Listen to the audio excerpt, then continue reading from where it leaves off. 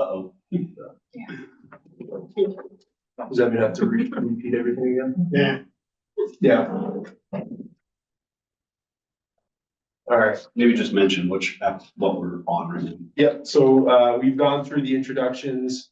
And so the first application that we are considering is the petition submitted by ZHS Trust for a special permit to operate an adult daycare on the property located at 3943 King Street, map 82, parcel 31, the Business West District, zoning district and groundwater overlay district area 3. And the continuation of the consideration from the petition submitted by ZHS Trust for the modification of site plan approval and a use variance to allow the operation of a senior living facility with proposed decrease of 22 dwelling units, proposed increase of 50 parking spaces, and associated modifications on the property located at 38 King Street, map 82, parcel 20, and 39-43 King Street, map 82, parcel 31, in the Business West zoning district and groundwater protection overlay district area 3. So both these applications are continuations from a case that was opened in the month of December. So this is a public meeting, and there is the availability for public comment. So we did receive a letter from the applicant dated January 20th of 2025 with his request to withdraw the application without prejudice. So Brett, still on?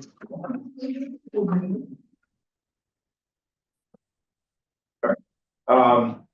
So does anyone have any comments? No, just Mr. Chair. Yep. You're happy that we have a quorum today, right? Yes. With Yep. the 4 of us here. Right? Yep. Or do they have to be elevated?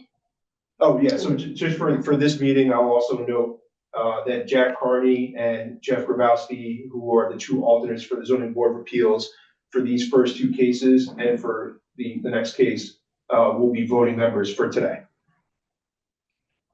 Okay, so this is still a public meeting. If anyone in the audience does have public comment related to the first 2 applications for 3943 King Street, if you can just please raise your hand or press *9 if you are on Zoom. All right, I don't see anyone. Does anyone have any other comments for today on this application? Nope. So I think what's before us today is either, someone wants to make a motion to allow the applicant from the first 2 cases to withdraw without prejudice. That's the motion we'll be voting on. So move. Okay. Second. So Jack moved the motion, and it was seconded by Jacob Jones. So we're basically essentially voting on whether or not to allow the applicant to withdraw without prejudice. All right, all those in favor? Aye. All right. There's a unanimous vote for nothing. Okay.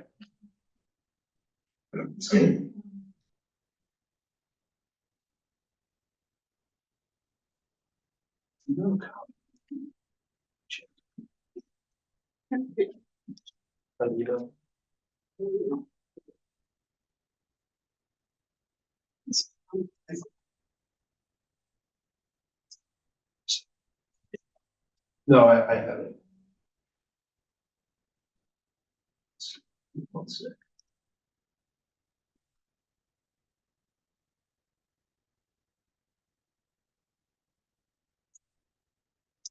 Yeah.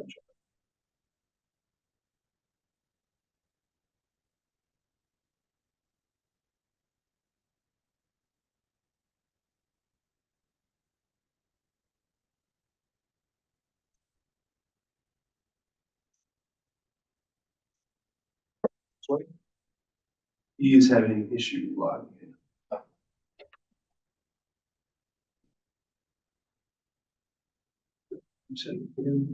That's cool.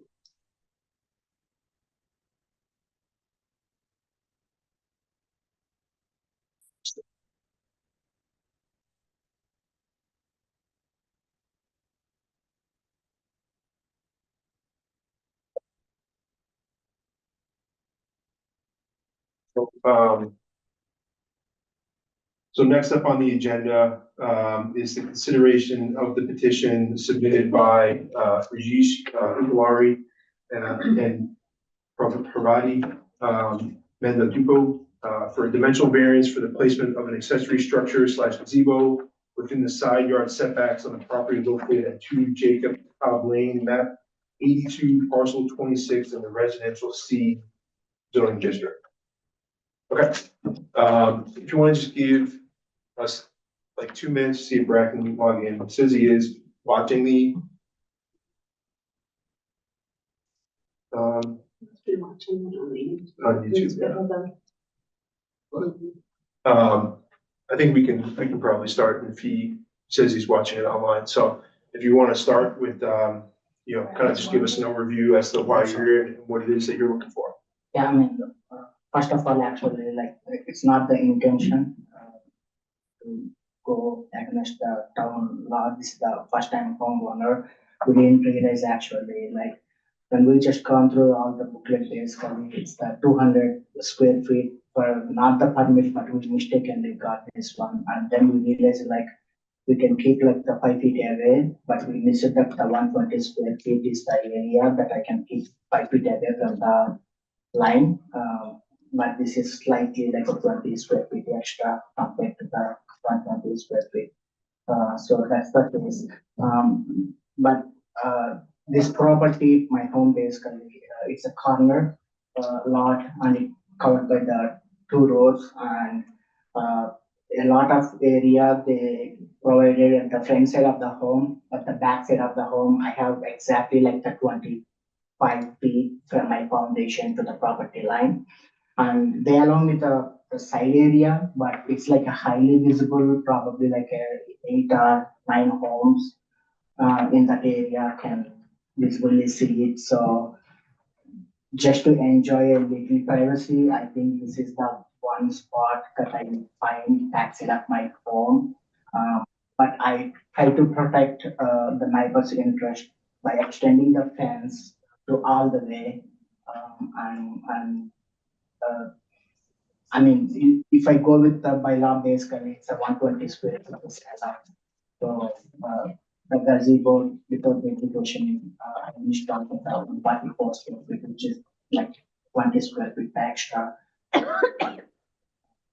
Not covering any of their visibility, but at the same time, it's not going to change any kind of the view or the surroundings area. And at the same time, I try to protect my neighbors' interest for their privacy and everything, and making sure it's not adversely impacting any of the surroundings.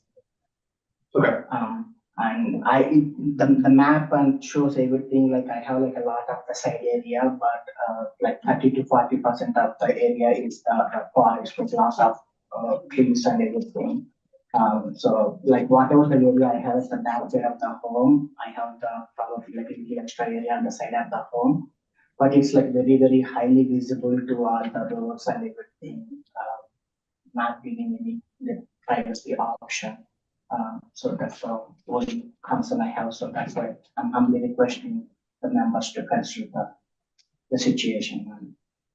Okay. So before we proceed, Brad, I just want to confirm you can hear us and see us. Yes. Apologies for the delay. All good. All right. So I think with regards to this case, you know, I sort of, before I had Bob jump in, you know, kind of view this as 2 separate pieces here. So first and foremost, right, you have a structure that's approximately 144 square feet, which is above, you know, the 120 square feet of, you know, anything that's less than that doesn't really need sort of any sort of like structure, right? So the fact that it is a 144 square foot structure, but I mean, if a variance is granted, right, what is the requirement from the applicant in this case that you would require from the building department?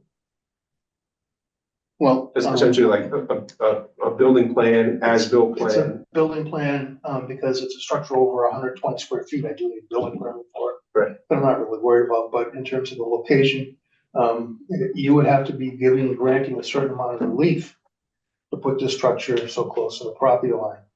The only way to really determine what that relief is that the applicants adhere to the decision from the ZBA. Right. Is to have it set up and done by basically a certified as-built plot plan by a registered, engineer. Okay. Okay, I don't know what they charge, it's a couple of $1,000. But if the, variance is awarded, that's the only way that the town knows officially that setback and that, relief has been, accurately used. Okay, so the variance is really the first step in this case, right? And then they still would need to, even if they got the variance, you know, have to go to the building department Mhm. and file all the appropriate paperwork. That's right. Okay. So that's kind of, you know, I think that's sort of what's at stake for you guys. And I just want to make sure that you're well aware of that even if a variance is granted or denied, or if it's denied, you have to take it down. But if it is granted, you still need to go and file you know, all the paperwork with Bob. So just to make sure that you guys are aware of that.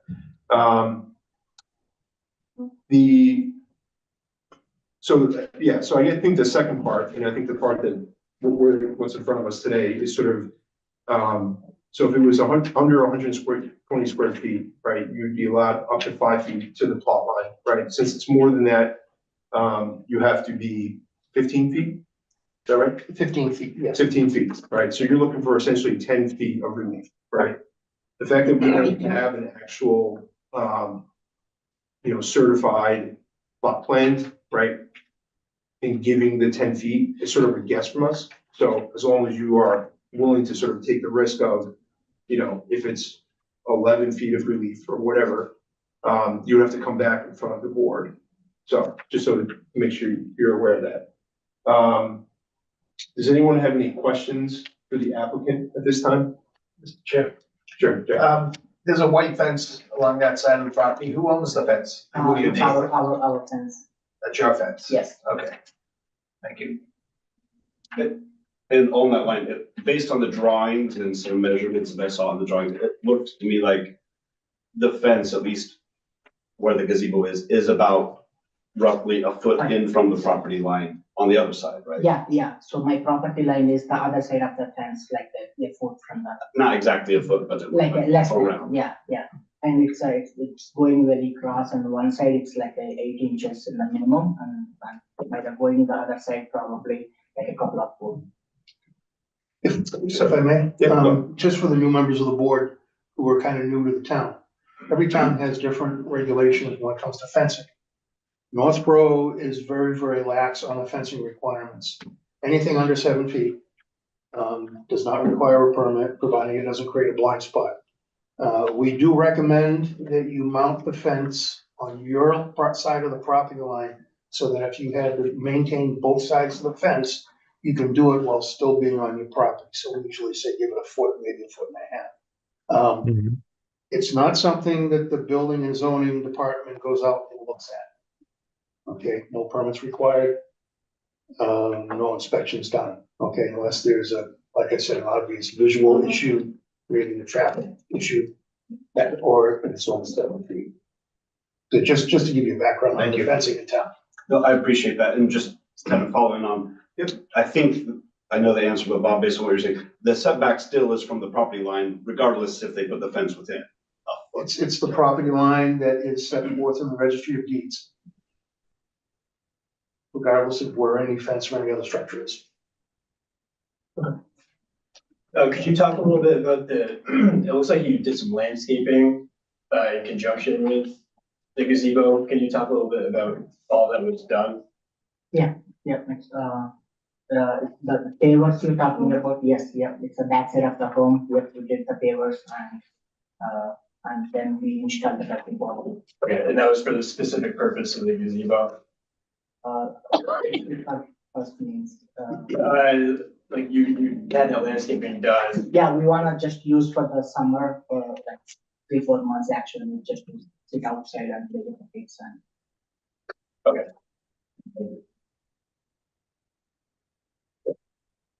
Are there any other questions from the board at this time? I might have some later, but I'm good. Okay, all right, so, I mean, this is a public hearing, so if you are in person or on, Zoom, if you could raise your hand and Before I start speaking, just please state your name and your address, so that we have, the appropriate information from the, for minutes and stuff like that. So, I don't know. Did you guys want to talk tonight or? Not yet, Huh? not yet, Not yet? not yet. Okay. Well, okay. So if there's anyone on Zoom, that would like to speak, if you could please raise your hand.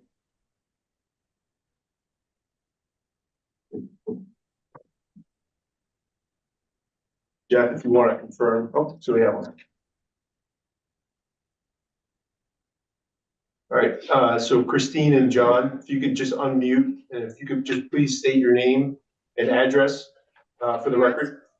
And then just, Can you hear us? yes, we can hear you. Okay, very good. Christina John, Charity, 38 Samuel Gamwell. We have a property abutting Rajesh and Paraba. Their patio and their fenced in area is lovely. They did a really nice job with it.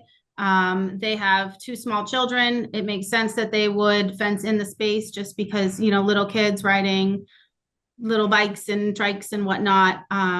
It's a nice place for them to have a safe space for their kids to play. We do live on, right near Thaddeus Mason, which is a giant hill going down. So Big cover. yeah, I think it's a great idea that they did it. Their space is very tactfully done.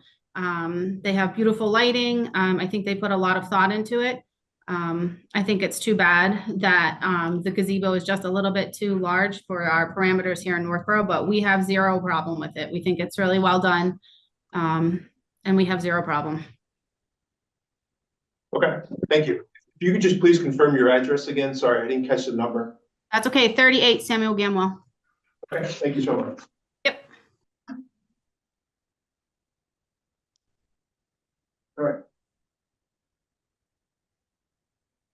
So David Marcus, yeah, you had your hand raised. If you could just please state your name and your address.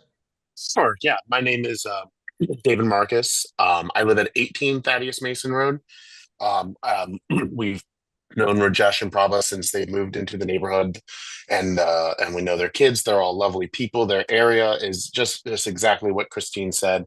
It's really fantastic for them to give them this space behind their house, to just have that private family time, that we get some of that too on 18th Thaddeus too. It's just nice to have, and it's I'm in favor for what they are doing over there. Okay, great. Thank you very much, David. Appreciate it. You're welcome.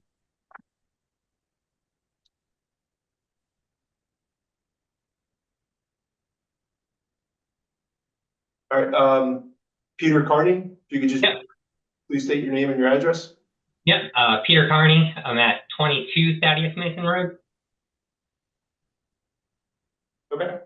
Yeah, and just as David and Christine both said, Rajesh and probably did a really nice job on setting up some really nice usable space in their backyard.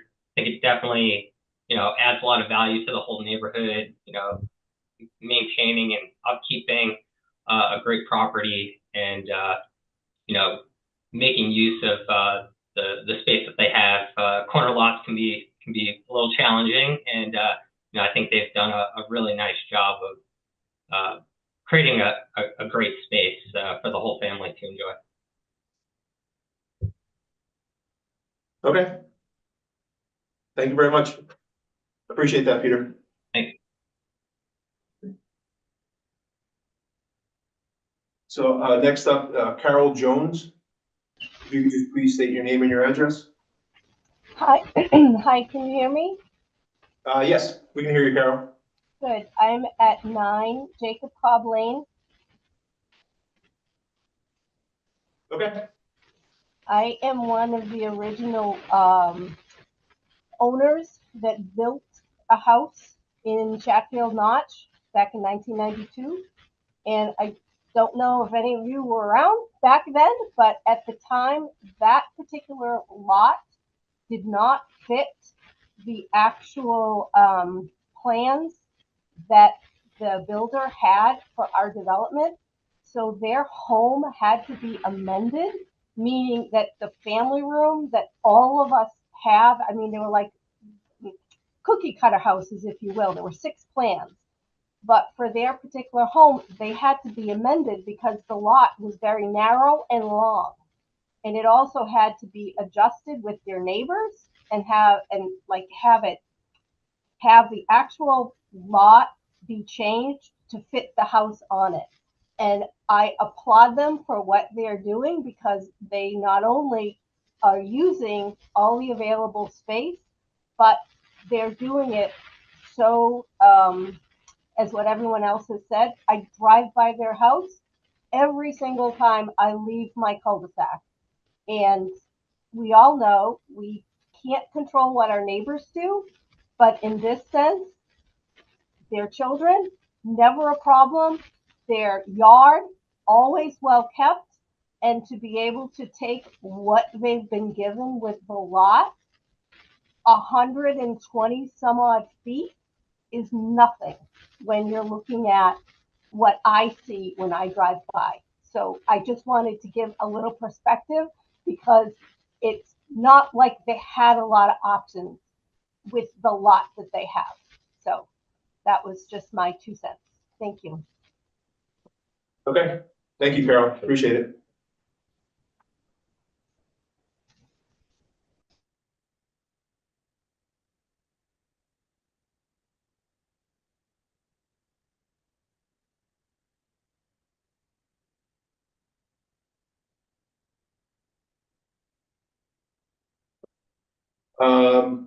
Through our chair. Yeah, Jack. I know you originally had thought that you didn't need to get a permit for this, and that was your logic for putting it where it is. Did you consider putting it anywhere else in the yard? No. So one of the requirement is actually to have like little privacy. So that is the only place actually I have like one side is the fence and one side the home. So if I can actually close the fence and everything, that just gives me the little privacy to the family to play with the kids and just sit outside. The other side is basically, as I said, like it's like wide open on the other side and not a big forest area, but it won't serve the purpose. And then the other side, I have the play set and for the kids. And the one side of the home, basically, I have the tapper, so it's not the perfect fit to keep anything. So it's like a tapper area. I don't know how to explain that. But half of my property is basically the front side is everything is the land is the tapper. Thank you. All right, so I just want to make sure, so this is still a public hearing for anyone else that is logged in via the Zoom link. If you have any comments, I would suggest to please raise your hand at this point. Jeff, if you want to confirm that you don't see any other hands raised. Oh, there's one. There is one. All right, Just in kind. all right. So Rich Novich, if you could just please state your name and your address. Sure, 34 Samuel Gamwell Road, Northborough. Okay, thank you. Go ahead. My pleasure. I just wanted to say that I'm in favor of the petition. I've no objection to the my neighbors putting up the structure that they want, and I'm just in favor of it. Okay, thank you very much. Thank you.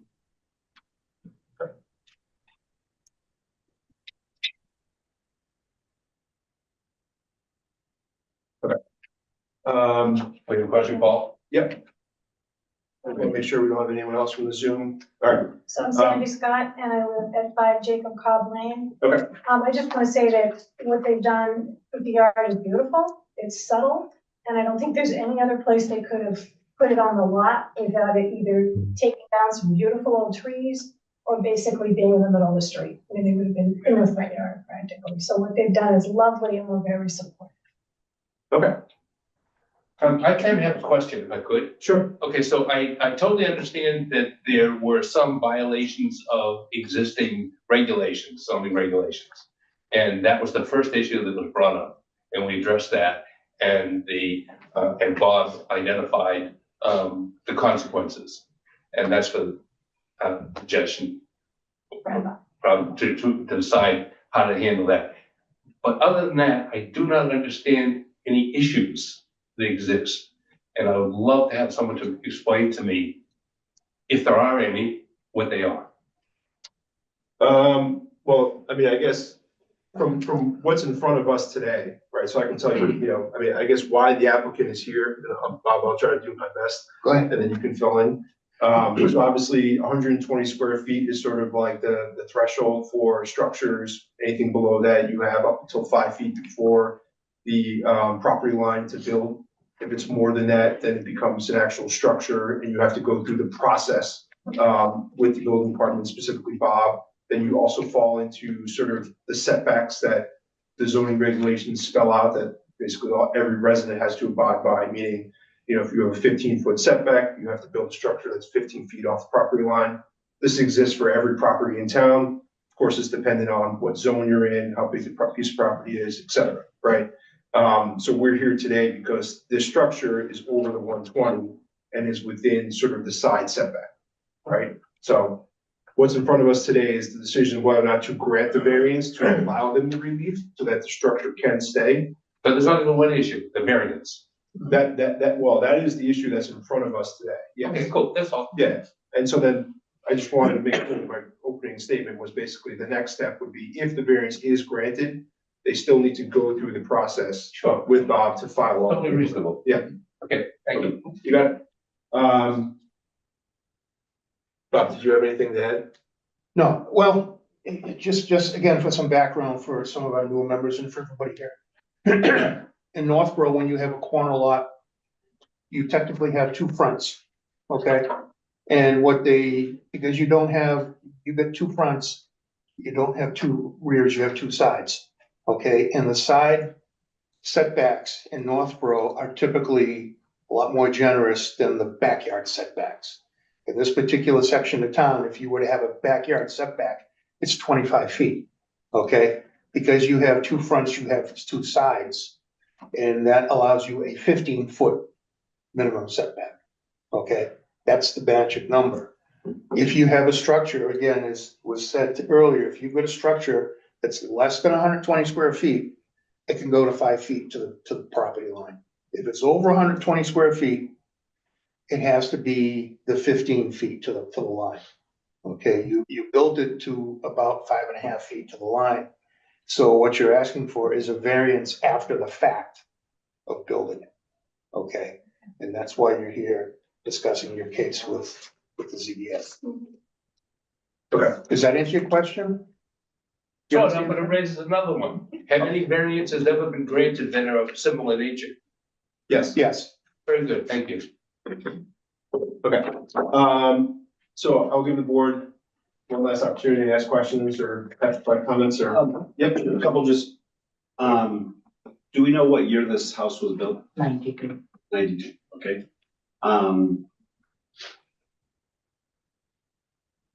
And I know that the gazebo says 12 by 12 and you provided some dimensions on here. Has anyone actually measured the area of the gazebo that you know of? Zoom chair. You mean that the square? The inches by inches. Yeah, it's a less than 144 square feet area. Yes. Yeah, I mean, the reason I ask is because on this dimension sheet, it looks to me like if as built it is like what it shows on the dimension sheet that was in the, I don't have it printed, but it was on the online. So there we go. If you measure from the outside of the posts, it's like 120 square feet, 126 square feet. if you measure from the inside of the post, like if you were imagining that there were walls there, and you were measuring the interior space, but the problem I'm having, maybe this is for our discussion, maybe not a question, but the reason I'm asking if any actual measurements have been done. Whether you are measuring like inside or the outside, Yes. it's still the more than 120. I think it's if you measure inside, It's I less. think it's like a 126 square feet, like a slightly, like a little extra, like a 6 or 7 square feet extra. Okay. I tried that one, but irrespective in any case. It's Okay. more than Well, thank you for being, forthcoming with us on this, because I was looking at the 125.6 inches that's on the material you submitted. Yeah. I just multiplied that by itself and divided it by 144, and I think I came up with like So 116. they promise like it's a 12 by 12, but it's like the inches, curtains and everything, they go like, but in reality, it's not the 144 square feet. It's like somewhere around like a 130 to 135 square feet or something. Okay, so But if you go inside, it's like a really less than 190 square feet. So it's like a 5 or 6 square feet if you are realistically seeing more than the threshold. thanks. And just so it's clear why I'm asking the question, our bylaw, and just maybe for clarity for those who are here and listening, we have a bylaw, it's 706030 C3 little e, and it says in the RC district, which is his residential C, correct? For accessory structure commonly called storage sheds, greenhouses, cabanas, pool equipment sheds, gazebos, and similar uses, the side and rear setbacks shall be 5 feet, which I think is what the thought was, provided that the structure does not exceed 120 square feet in area and 1 story in height. Now, it doesn't exceed 1 story in height, right? No, it doesn't. Yeah, so I'm asking these questions about the square footage because it's not actually that clear to me how you determine what's the area of a gazebo. I can see how you could determine the area of a storage shed, a greenhouse, a pool equipment shed. The only thing I measure is just the pole to pole area, and then just go with the area, like how much. Okay, well, thank you. I have a couple of questions, but more for our building inspector, so I don't know if. I was just gonna ask Bob, do you measure the square footage based on like the roof line? Or is it the actual where the posts are? Where the posts are, where they reach the ground on the exterior points. Okay, yeah, so that looked like it was over 120 to me. Okay. Yeah, Jake. Then the other question I have, which is maybe for Bob to just to help us as we think about our decision, I'm also a little bit concerned. I know it's not been asked in the application, but I also don't want to have the applicant to have to go through this again if we can avoid it. I'm also looking at the bylaw that says no accessory structure shall be erected in any required front, side, or rear yard or within 10 feet of any principal building, except by special permit from the ZBA. And I don't know if there's been a measurement from here to the building and if we're in 10 feet of that building. I'm just saying I don't want to have to hear a case again about addressing that if it's an issue we need to address. Does that make sense? There is a 10-foot minimum requirement between structures on a lot. Excuse me. This board has granted variances before the fact in that particular case. One of the things that if the board were to grant the variance tonight, one of the conditions is that the applicant is going to need to submit a as-built plot plan of the structure, and that as-built plot plan will also show the location of the property lines, the fences, all buildings on the lot, all structures on the lot, and the distances to the required setback lot lines. So that will be also proven, if you will, on the as-built. When I went there and saw the field conditions, I did feel comfortable that there was at least 10 feet between the house and the structure. Okay. Thank you for that. Because that was I just didn't want it to be something where we did or didn't address one side of it, and then maybe there's a complaint about the other side of it that we might knock out at the same time. Yeah, and I think I measured those things also, from foundation to the pole. I think it's closely like a 9 feet, and I don't think it will be that 10 feet. So you might need some relief on that side. Yes. Would you like us to consider that? Yeah. Okay.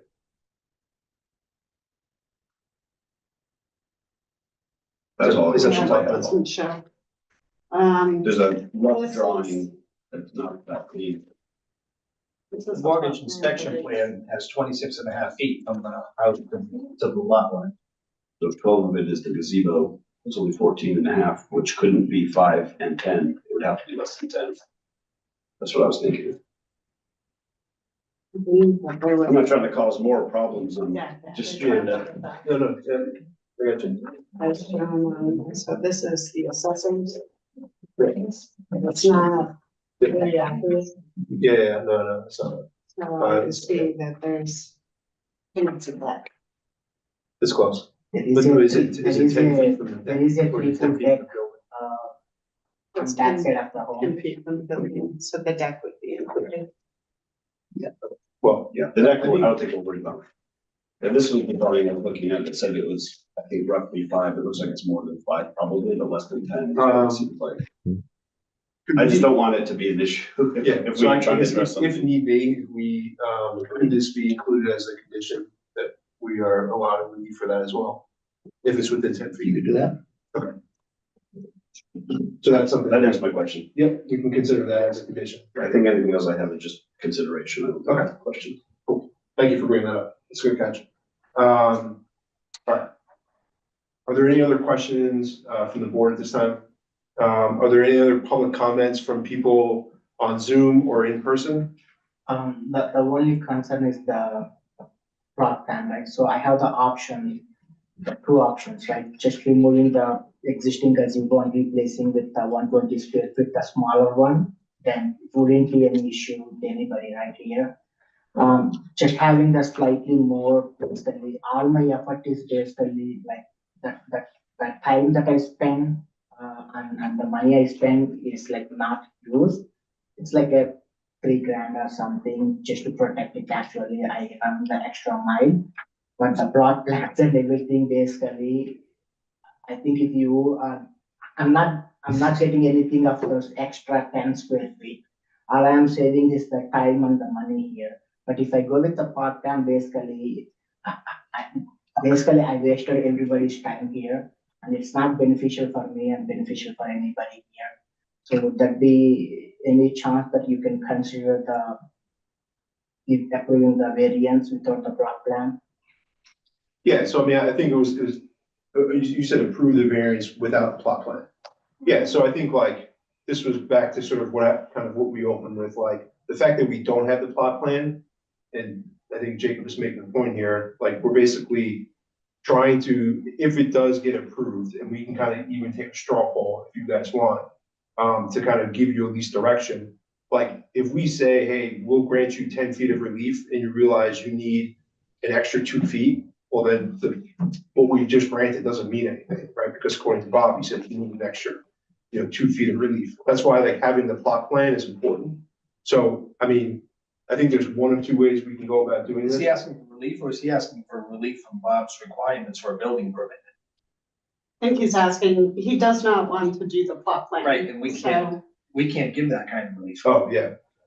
I don't think. Well, if I need to jump on, go ahead. If I'm understanding correctly, and I could be just totally off, it's not that this needs a building permit. I think, I mean, unless I'm wrong, current code is 200 square feet for a building 200 permit. square feet for building, bro. So, but I think the concern, if I'm understanding our inspector, is that the inspector is asking for some assurance that what's there actually complies with whatever it is if we come up with a variance number, that the building inspector can be satisfied that what's there is within it and doesn't need any further enforcement action. Well, if you were to grant the variance without the need for a certified as-built plan, this would be the first time in town's history relief has ever been granted without verifying that the relief was actually used correctly. If I may, I mean, except just hypothetically, if I believed that the dimensions that are there are what we're hearing and are what according to these pictures and what the applicant's telling us, and that we're not hearing any contrary evidence, then in my opinion, we have verified it. That's just my opinion. But we haven't. How do we know the lot lines where it is? You don't know that. For all we know, the lot line runs through the neighbor's driveway and it just wasn't put down correctly.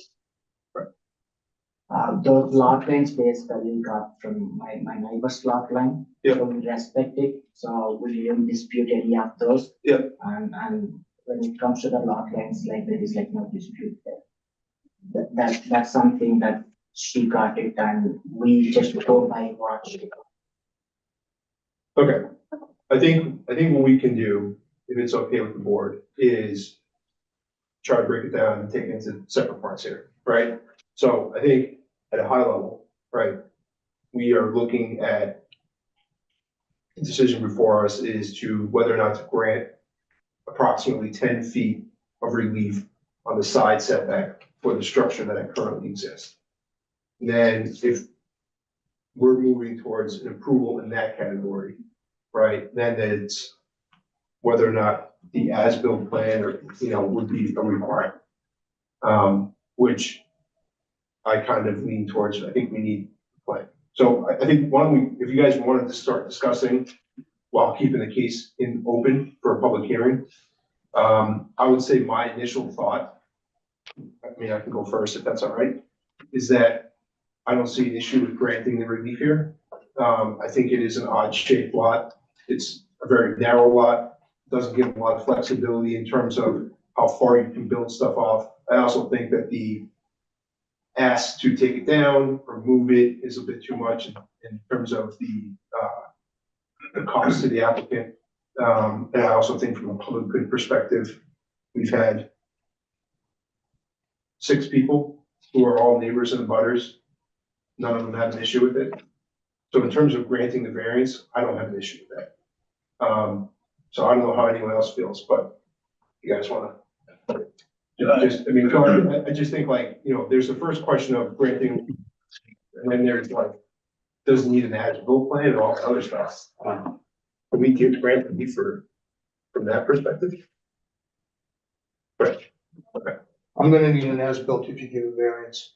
Okay. That's the only way to verify that the measurements are accurate.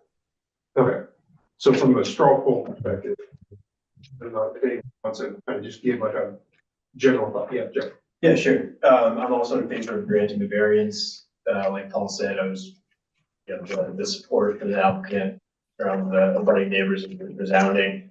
I think the impact of the gazebo on the neighbors has been minimized to the applicants due to their great efforts to put up a fence. And also any impact does seem to just be the view of the top portion, which I think is probably pretty minimal. And as a fellow corner lot owner, those lots can be tough. Yours is even tougher than mine. So the shape of the lot is definitely tricky. I agree. I'm in favor. I think most of this lot, there's no place you can put anything because of the front and side setbacks. So you got the front off of Jacob Cobb Lane takes up a third of the property, if not more. Sure. And then you got the small play structure in the middle of the yard. If you move that over there, there's no place for those. Place for kids to play. Right. Yeah. I mean, that's.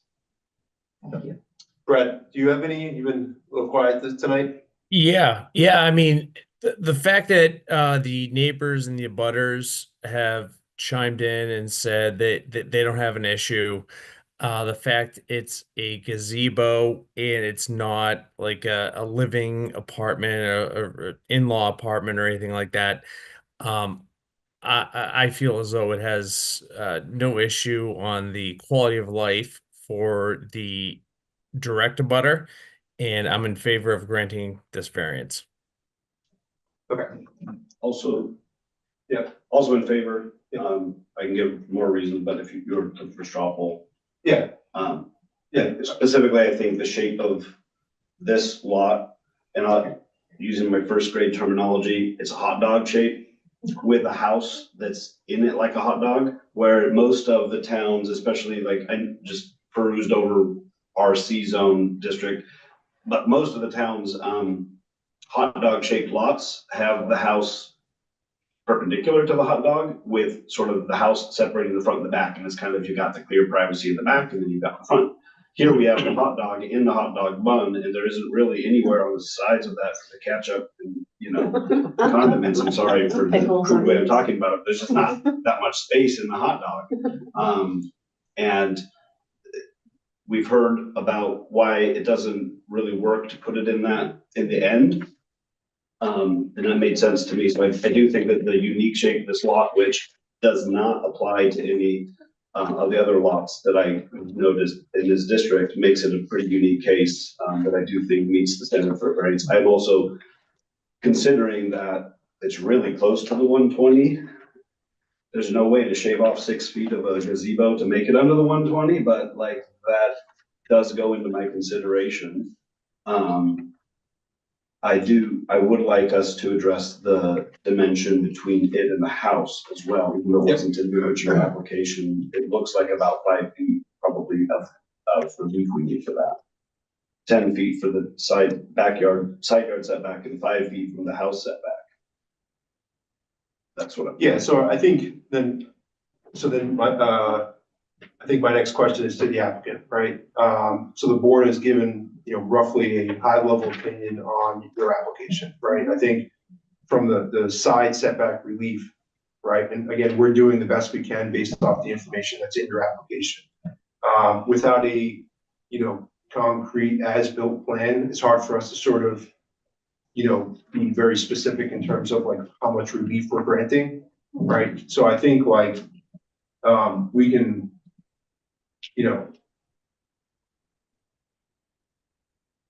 yeah, I mean, it's either we can continue the case and you can get an as-built plan at some point between now and say our next meeting.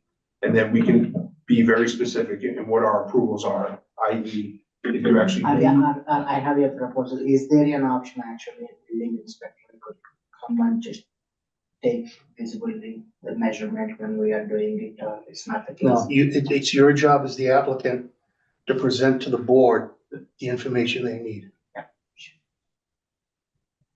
Yeah, so I mean, it's really like, and I don't know if anyone has any opinion on it, but I mean, we are sort of giving an educated guess on if we are to make a decision on the case tonight, and whether or not we can put a condition on it. Or the other thing is, if the applicant wants to, if you want a decision tonight, we can come up with a decision and we can try to back into some sort of relief.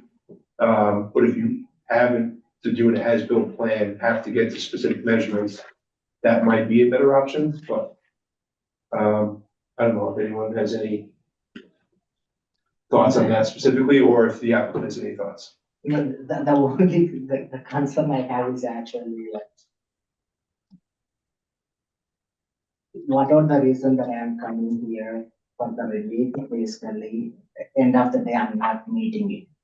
So that's what I'm saying is, if I go with the plot plans and all the permits and everything, I mean, not the permit, the plot plans and everything, I could actually just spend the same money just to replace the gazebo. So it just, I don't want to waste anybody's, your valuable time here. So that's the only concern, right?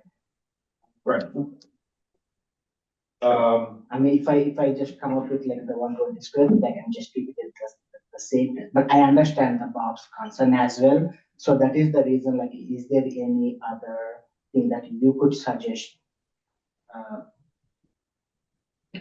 So this plot plan from 1992 shows the dimensions. So this doesn't include the deck. So it shows that you're 26.5 feet from the property line.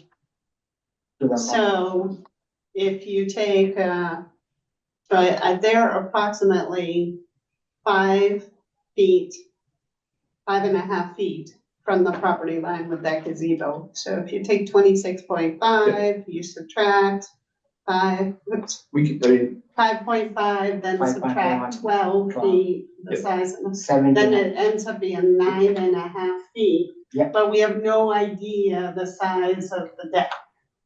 So That's not from the deck.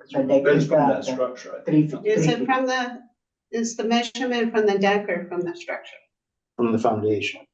So Okay, so it's from this 26.5 feet. Yeah. So it seems as though that gazebo would be I mean, 9.5 Yeah. feet from the foundation. I agree with you.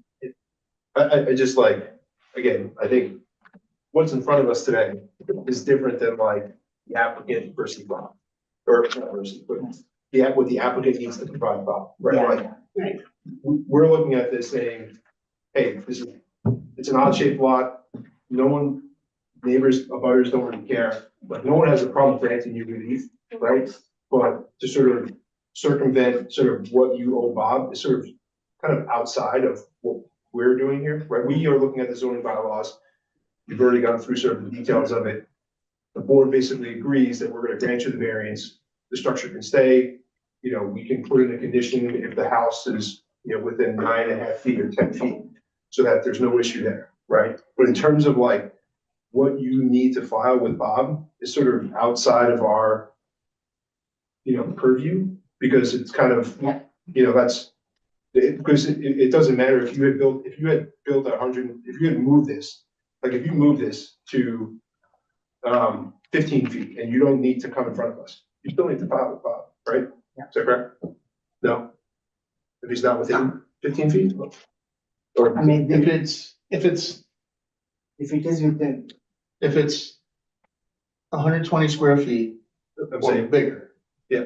Okay, it technically does need a certified as-built. right, yeah. So that is the, and so I don't. the building plan is for the 200 square feet. But Two ideas. Yeah. Before I give you my two ideas, I just want to comment, Mr. Chair, that I'm feeling the absurdity that the applicant's expressing about how it might cost him $3,000 for an engineer to deal with a gazebo that probably didn't even cost $3,000. And when we're complained about in our economic development forum about being called no borough and why all these regulations make it impossible for our residents to get by, and they come to us who are doing the best we can. And I know that our inspector is doing a wonderful job. In this case, he received a complaint, he investigated it, he's done everything appropriately, no complaints. Everything he's doing is very diligent, and it's a lot of work, and he's got plenty to do.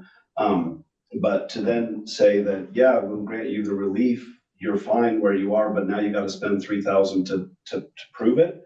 I don't accept that as the answer, Mr. Chair. My two ideas are that we say, however much difference he needs between the house and the gazebo and the gazebo and the property line, let's give them an allotment of variance feet that the applicant can apply however they need necessary, that they have it, whether it's on either side, and that variance applies to either side in the aggregate. Or secondly, my other idea, that we have the power to grant variances from dimensional requirements in our bylaw. One of the dimensional requirements we're talking about in the bylaw is 120 square foot gazebo. I believe we could say that we give him 24 square feet of variance on his gazebo, so that it fits within the 120, and therefore no further action is needed. I'm just trying to find a solution here that doesn't require this applicant to, in a case where everyone around agrees that this is a structure that no one's objecting to. Yep. That they're not required to pay $3,000 to comply with what we're all saying is okay. I mean, to me, it's the town's burden. If we grant a variance, it's the town's burden to prove he's not complying with his variance. That's my opinion. I'll shut up now. Personally, I feel more comfortable with you granting the relief from the setback than relief from having to comply with zoning altogether. You know, because the zoning does say it's 120 square feet or greater. And what we advertised in the public hearing is that it was relief from the side setback. So that we didn't advertise that you were granting relief from having to comply with the law altogether. Well, if the solution is that we continue it, republish the hearing, do whatever, so that we don't need to have a $3,000 site plan, that's my. But then he has to pay $350 all over again to advertise. I don't think that that would resolve the problem. Your inspector's still looking for his as-built. I mean. Well, I've said what I thought. Can I ask, through the chair, this originally came to us, from a complaint, as I understand. Do we have any letters, There was for this meeting? There was a in favor complaint that of- came into me as a zoning enforcement officer. First thing I do when I receive a complaint is I go out and take a look at it, see if it's legitimate. I met with the complainant, found out it was legitimate. I came back, did my research, I wrote a letter of violation. I believe that can be effective. Okay, I believe, I could be wrong. It is online too. It's online too. Yeah. And it talks about the options, move it to a smaller one, apply for variance for dimensional setback relief. So And I guess then- my question is, did we, for this hearing tonight, not your complaint, but for our hearing tonight, did we receive any letters in favor or against this petition? Okay. Against, in favor, In favor, well, in letters. Letters. Documentation. Other than my mother, I highlight what is And we haven't heard anything from 29 Thaddeus Mason. is that who the complaint was filed from? I don't know where the complaint came from. We have it?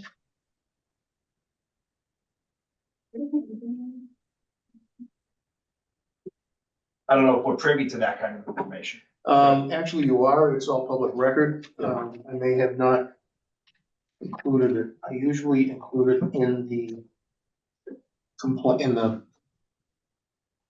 attachment. So how much it has built cost? Honestly, don't know. It wouldn't be an engineer, it would be a land surveyor. So, if somebody's done a survey of their house lot, we guess it'd be somewhere in the realm of $1,500. But that's a guess. So as I'm just saying, we've heard a lot of dialogue in favor of this petition. There was somebody who was not in favor of this. Sure, yeah, right. And we don't know where that person, where their thoughts lie. Right, yeah. And so to grant a blanket relief, I'm not in favor. And I'm a little concerned, because we've heard from around there, but not from the direct neighbor. Yeah. And I don't know why. And so I mean, I'd be opposed, to a blanket relief in this case. Because somebody does have an issue with this, and that's why we're sitting here tonight. I can't tell you without the paper in my hand, the person who was complaining was the direct butter where they shared backyards, if you will. Right. You know, so it wasn't somebody who was 3 or 4 houses down the Right, street. so before we end up, having this appealed, because we're, bending the lot line, as you will. Okay. I'd like to see this. Okay. Sorry, did you have a comment? Sure, well, if I can, yeah. It just makes no sense to me that there is so many people in favor of this who have showed up to register their approval, yet they're burdened with one person who hasn't shown up and isn't willing to go on record. So I really think They that did go on record. They're the ones who issued the initial complaint. yeah, they should be here to voice their opinion rather than just because they complained to the inspector, forcing the inspector to go out and do his job and then put a burden on them. That's just, I like the fact that you expressed no borough. I think it's time myself that we go to yes borough and find a way to solve this problem without a burden put upon by someone who's not even here. Well, I think we're trying to find. Yeah, I think. I'm sorry, through the chair. No. I think we're trying to find that solution. Good. That's what we've been working at. That's why we're sitting here for so long. as we're trying to work with this. Also, somebody has an angle too. Yeah, so I mean, I guess what I would say just very quickly is that, you know, I think I appreciate the board's ideas. I mean, I think we all agree that, you know, we are in favor of granting the relief, but like kind of what I said earlier, you know, we're looking at the zoning bylaws and the setbacks, right? The issue that the applicant has now is between the applicant and the building department. And that's something that, you know, it's kind of a little bit more complicated, unfortunately, right? But that's something that we're trying to resolve sort of on the fly. So that's part of the discussion. So yeah, that's kind of what I'll say there. But did someone have their hand up? It wasn't a minute ago. Somebody did. Yeah. Back. Christine and John. So we got this notice in the mail as all the other neighbors that, you know, were in favor of them keeping the gazebo. Did the person that made the complaint get this same notice? Yes. So they could have shown up today. Right. And they chose not to. Yep. So when I go and appeal a speeding ticket and the cop doesn't show up and I get off for it, that works. So why are we waiting on this person? So, yeah, so I guess what I would say is, you know, as the board has stated previously, you know, we are all in favor of granting the variance, right? Which is the structure that's over 120 square feet, that's too close to the property line, right? But once you grant the variance, which allows you to keep the structure there, right? Bob now requires you to have an as-built plan. And I think we're just trying to figure out different ways to sort of come up with a proper solution. Yeah, no, but I also have a gazebo and similar to his, cost me about $1,200. So why would I spend $3,000 for a plot on a $1,200 gazebo? It doesn't sound like smart money. It makes no sense. I'm sorry. For a half a foot, possibly, it's insane. That's good. Okay. He's the man. Thank you. The other thing I'm concerned about is, I'm not the you inspector. didn't apply for a special permit for 10-foot review from the principal building. Okay. So how can we grant a permit for something he never applied for? Nor did we advertise. In my opinion, it was implied by the application and the notice. That's my opinion. Someone could disagree with that. He's asked for it while he's here. Yeah, but that's not the way it works. Like, you have to advertise the public hearing. You then have to send it out to the abutters. You can't just spontaneously grant a special permit for something that was never requested. So, I mean, I appreciate that. I'm fine with proceeding with a decision that doesn't address the house to the gazebo. The enforcement letter didn't address it. So there's no issue, potentially. I mean, what you could do is he could move it back a foot, and then you could give him an extra foot of relief. So instead of granting him 10 feet, you can grant him 11 feet. And so if it turns out that it's 9.5 feet from the foundation, he can just move it over a foot. So then it'll be 4.5 feet from the property line. Or 4 feet from the But property he still has to line. come up with the asphalt.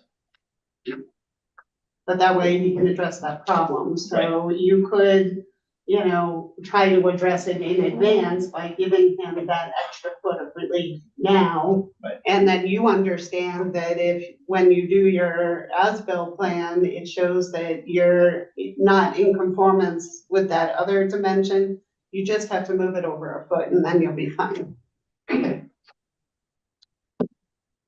Looks like we, Christine and John, you guys had your hand up? It's just Christine. I have a question. So gazebos can either be put into the ground, like bolted to the ground, or they cannot be, and then they can be physically moved. Is there a difference in this variance when you're talking about something that is actually bolted to the ground versus something that is not. Because gazebos are not all bolted to the ground. They might be 300-400 pounds, but you can physically move them. If it's not bolted to the ground, do you have to go through all of this rigmarole? I'm just wondering as an owner of one myself. Well, I'm just gonna spitball here and say that if you've got a 12 by 12 structure of any kind and it's not bolted to the ground in some way, It flew out this afternoon. it probably blew away today. Okay, so, you know, the other kind of absurdity is that, you know, this is a gazebo. How long is it gonna last? 5 years, 6 years, 7 years? It's a, by definition, it's a permanent structure, but it's not gonna be here permanently. Okay, you have to understand that when I see a foundation, it's some sort of an anchorage at some point. That's all it really is. Okay, you're not splitting hairs. It's something to hold it firmly to the ground. Could be a gut bill, could be a curlicue, could be a pet stick. All right.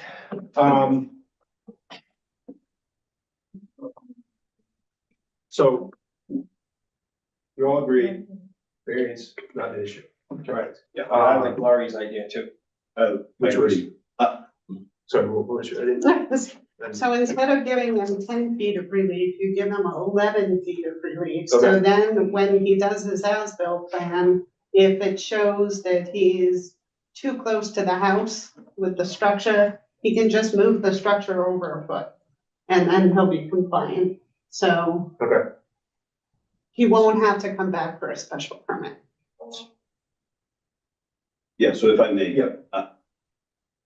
Our helpers here are super smart, and so when they give us ideas, I really try to pay attention. So I appreciate the point that was made about the other thing not being in the notice, and we don't want to run into any issues for you if someone takes a problem with that. This is for your protection.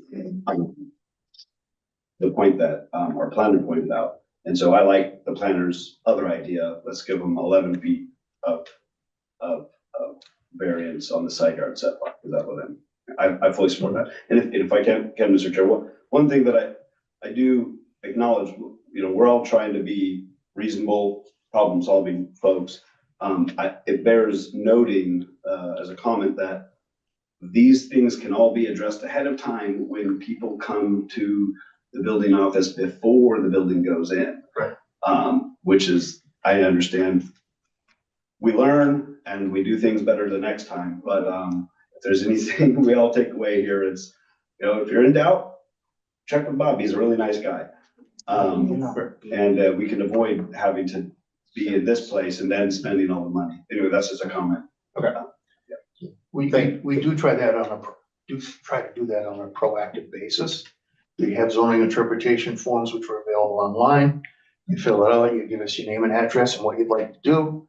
And it usually takes me a couple of weeks to respond, but it tells you what you can do, what your pitfalls, what some of the boards and committees you may have to appear to if you want to do this particular project.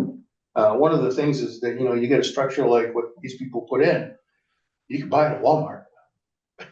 You know, and nowhere from the big box stores does it say, check with your local authorities first. It doesn't, you know, and then, you know, there's 5,000 homes in town. You know, we're not gonna reach everybody, and it's no fault of the homeowner, you know, but we do try, you know. One of the things about the as-built is that sending a staffer out to measure something puts the town at libel risk because we're not surveyors. And it talks about certified plot plans, and the only person who can do a certified plot plan is a registered surveyor. Okay, so those are the rules I have to live by. And as much as I agree with you, in many ways, sometimes it turns into no, bro. These are the rules I have to live by. I'm not allowed to bend those. You know, I can, like I said, I can work with applicants beginning of the fact and say, why don't you move it, you know. But when it gets to this point, I'm stuck. You know, and it's a very uncomfortable position for me, because I agree with you. A $500 gazebo and a $2,000 plot plan is ridiculous. But I don't get to make that call.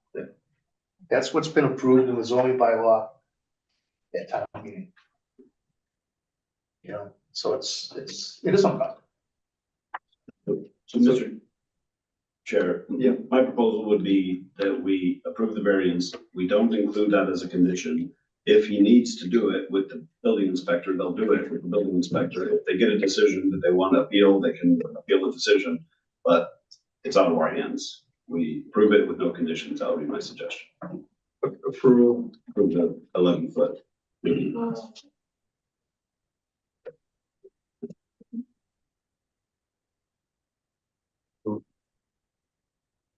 Yeah, It's not a condition. Yeah, no, but yeah, so it's not construed as a condition, I don't. Yeah, well, I mean, yeah, that's the thing, I right? mean, it comply with all other laws, I guess. Yeah, I mean, as far as like what this board is concerned with, I mean, we're gonna approve this variance, right?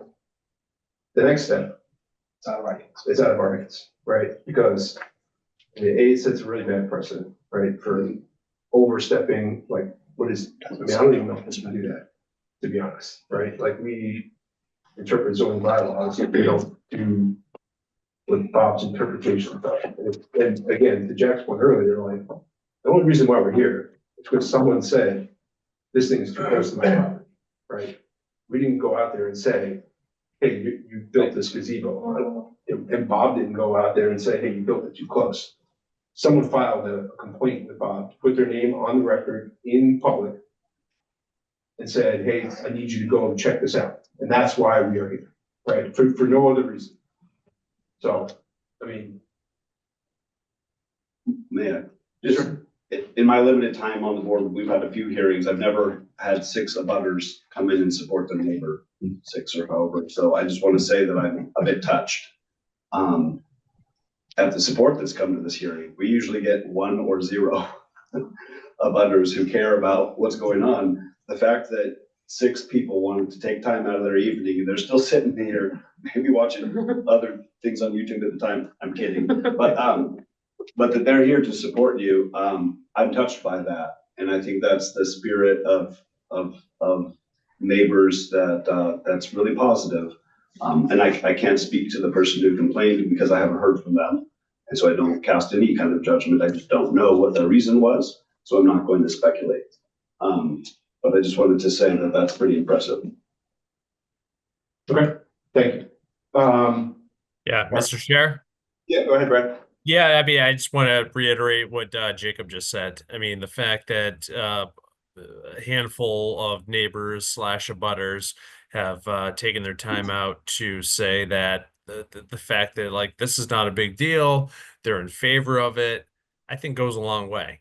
I mean, and I know every case stands on its own, but I've never, off the top of my head, can think of a case that we've heard where the number of neighbors or abutters have come out in support of something like a gazebo, and saying, yeah, it's not a big deal, we're in favor of it. So I think that goes a long way. Okay, thanks, Brad. All right, so I'm ready to move forward. I don't know if you have anything else to add to this conversation. You know, I mean, I hope you appreciate the fact that, you know, we have been trying to figure out a solution that benefits you.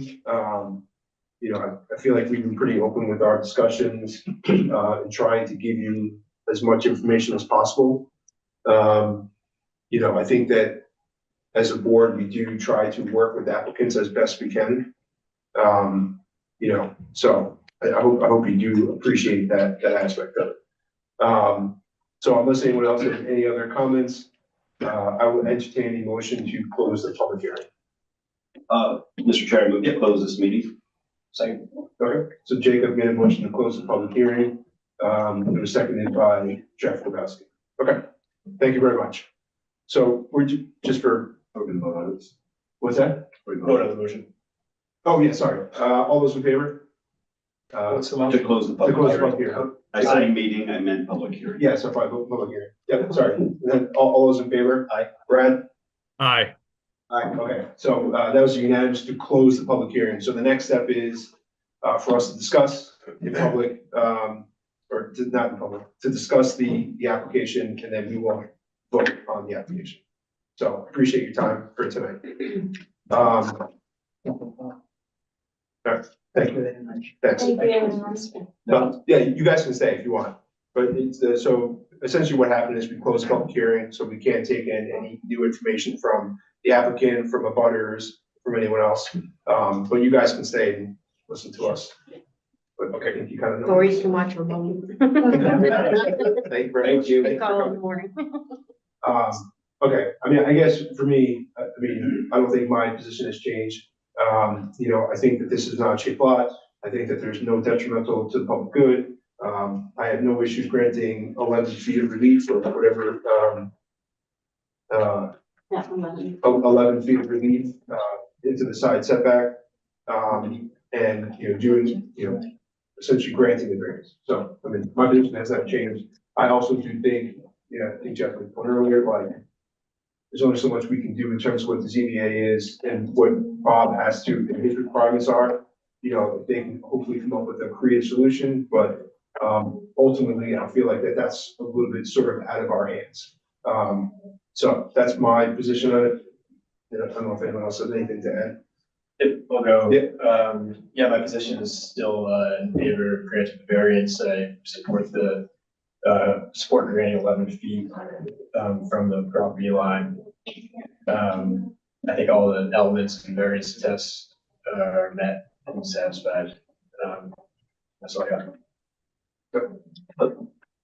Me too, and just the 11 feet meaning of granting relief of 11 feet, meaning it could be as close as 4 feet theoretically in the side lot line. We're all, okay, I'm seeing nods, so yeah, I'm agreeing with that. I've already said everything, I'm not going to say it again, so thanks everyone for listening. Okay. Jack, I don't know if you have any change I'm in favor. Yeah. We've talked about the topography. You know, gazebo is domestic use that's allowed in town. This is just a little bit larger, and that's why you see us today. Yep. Brad, do you have anything to add? No, nothing more than I just mentioned a couple minutes ago. But I agree with everything you guys are saying in that room. Okay.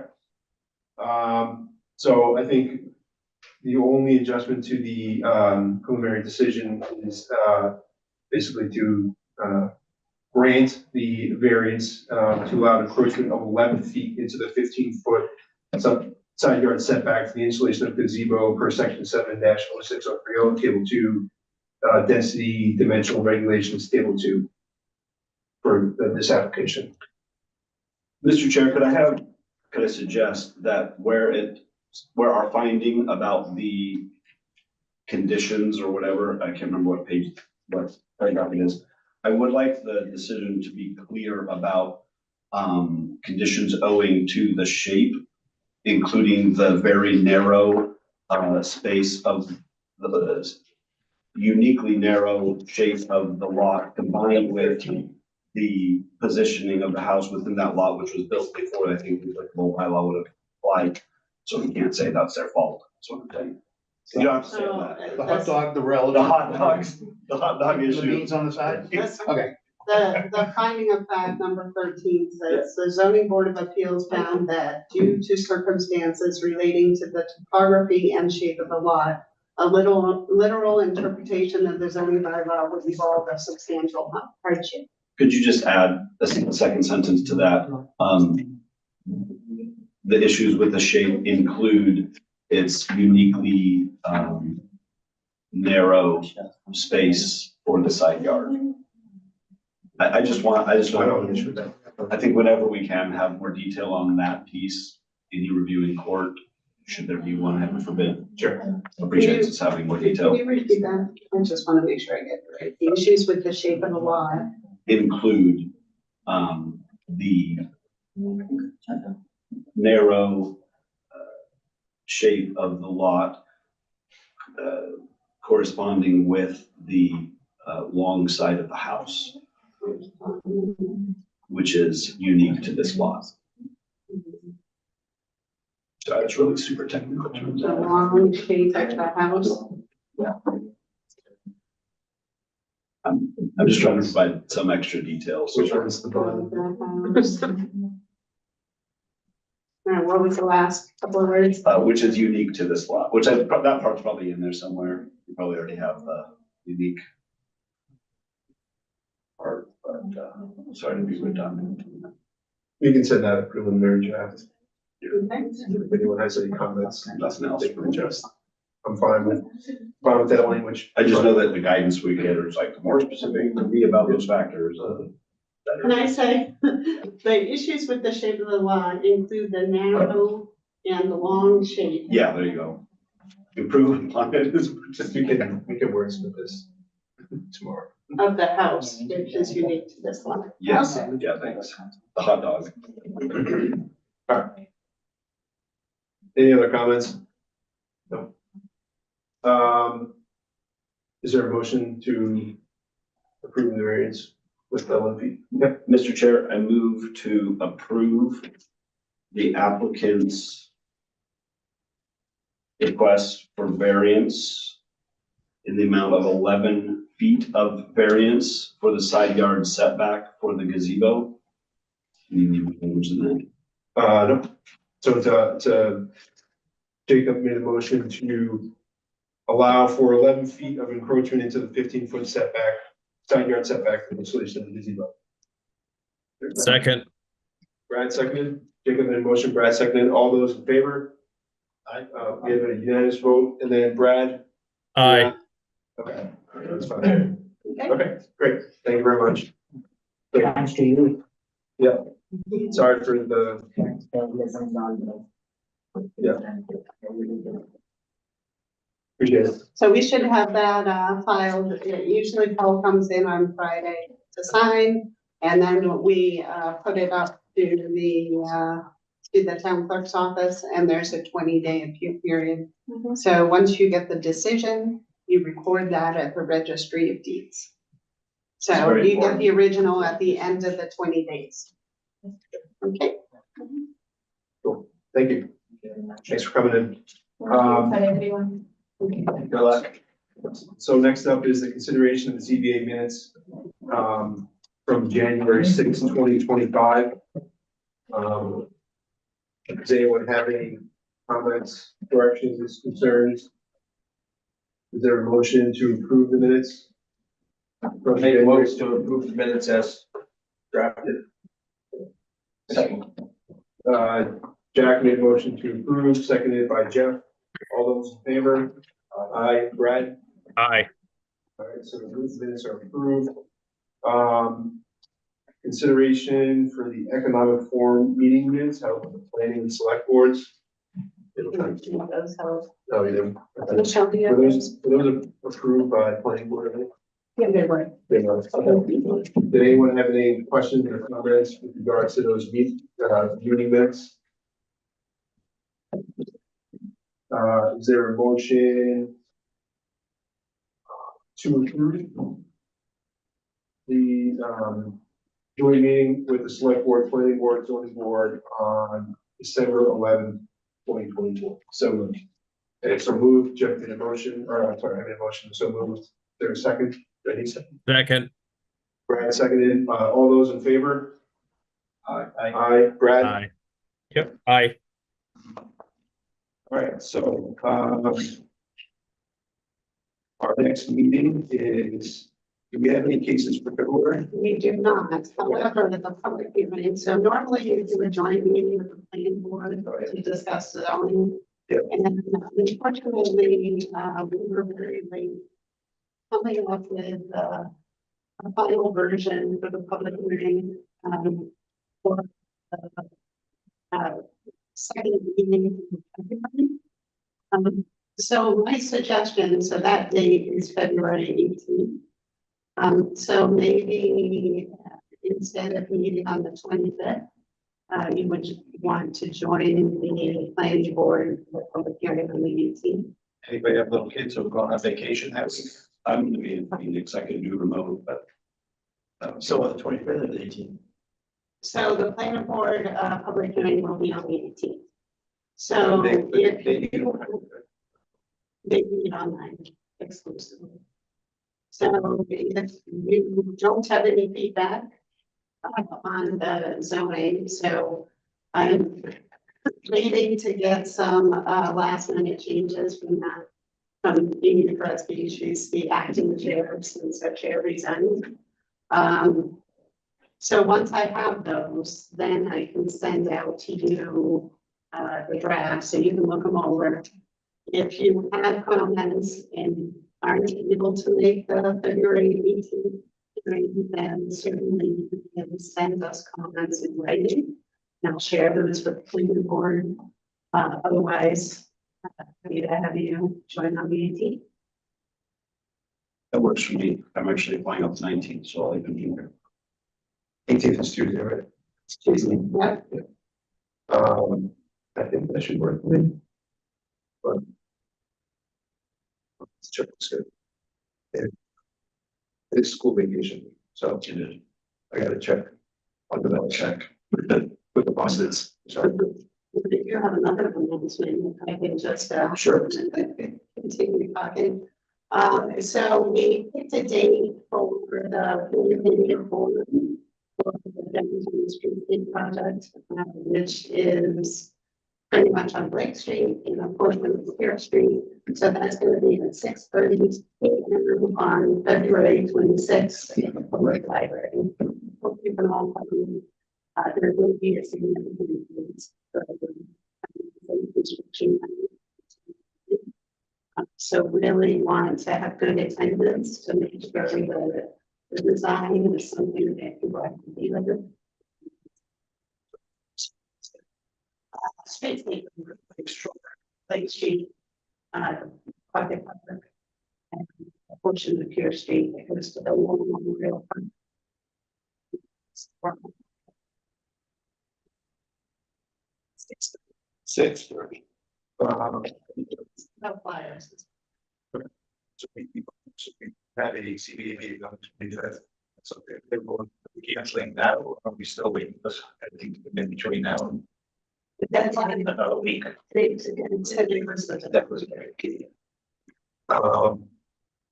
Okay, so February 18th. February 18th for the planning board meeting. No meeting, because there's no cases on the 25th, and then the 26th at 6:30 is community. Reservations? No. Community outreach meeting. Yeah, there you go. Discussion of formal rules and regulations. So this was a good point brought up last meeting. It was Jack that brought it up. I'll just say I did do some Googling of other towns' websites. I think there's a couple of towns that do have like very spelled out rules. My personal opinion is we don't need to recreate the wheel here. There's a lot of Control C, Control V type of stuff that we can do. I'm happy for any suggestions. I will say, Lori and staff, I leave that up to you guys. Whatever your preferences are is probably where I would be in favor of. So if there's things that you want, and I can send you kind of what I've seen on other towns, but basically I think Brookline has like a spelled out like step-by-step process on their website, which is very detailed. Brookline, yeah. But if there are specific rules and stuff, I don't think we necessarily need to, don't want to discuss it tonight, but like if there are specific things you guys want to bring up for, say, the March meeting, all ears. Yeah, Mr. Chair, just because I was tasked to do something and I didn't want to not have done my task, I did something, but yeah, I agree, let's kind of kick this one, but Sudbury has a pretty nice, succinct 5-pager that, I'm not saying we copy paste the whole thing, but like, it's a good starting point. Shrewsbury's like 15 pages. To me, it gets a little bit bogged down. Some of these that I have seen repeat a lot of what's already in 40A or what's already in our bylaw. I don't think the purpose of this guidance is to repeat what's in our bylaw. It's to say like, what time do you need to get an application in, and maybe like, how is the hearing going to be conducted, just so that someone can have a little bit more preparation, and then whatever other things staff suggests. But anyway, I kind of like Sudbury's in general, the succinctness of it. If you can send that along. Yeah. Because one of the things we also have is for special permits or variances with the ZBA, there's an application that goes out. It's like 11 pager, but it has the application, has a checklist of everything they need to provide, step by step.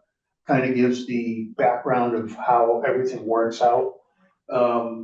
You know, so it's basically, it's a one package fits all type thing. And it fits everything from an issue like we had tonight to something huge. Yeah. You know, unfortunately, that's the way it works. I mean, one size fits most. So if there's something in there that we can adapt and make life easier for everybody, that would be great. Because typically when an applicant comes before you, before they get to this point, they come to me with this basket full of papers. Yeah. That we have to try to make sense of and figure out, okay, we need this, you have to go get this. I have to go make 27 copies and bring them to Andy at the end of the day with a check.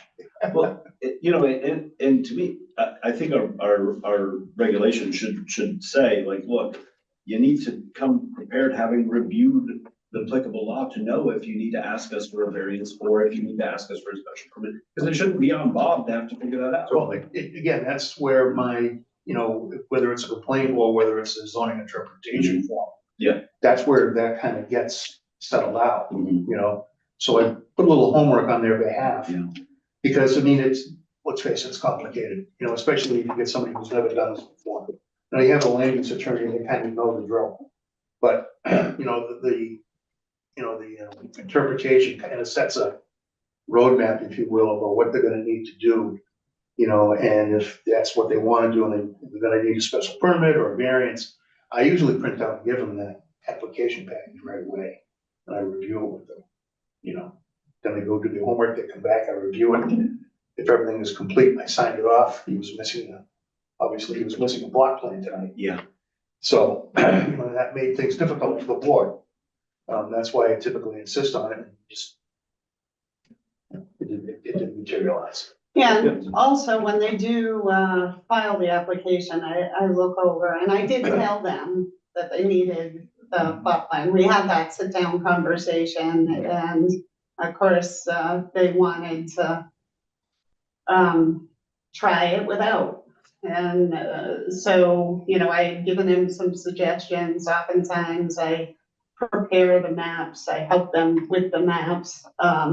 So we try to hold their hand through the process, as much as possible to make sure that they at least know what they're asking for. And you raised a great point today that like got me thinking as we were all sitting here, even though I was arguing with you a little bit at the initial, because that's what I do. But you know, they've got to know that like it's not on us to fix their request, because of the public has to know what the request is. That's a fair point, you know.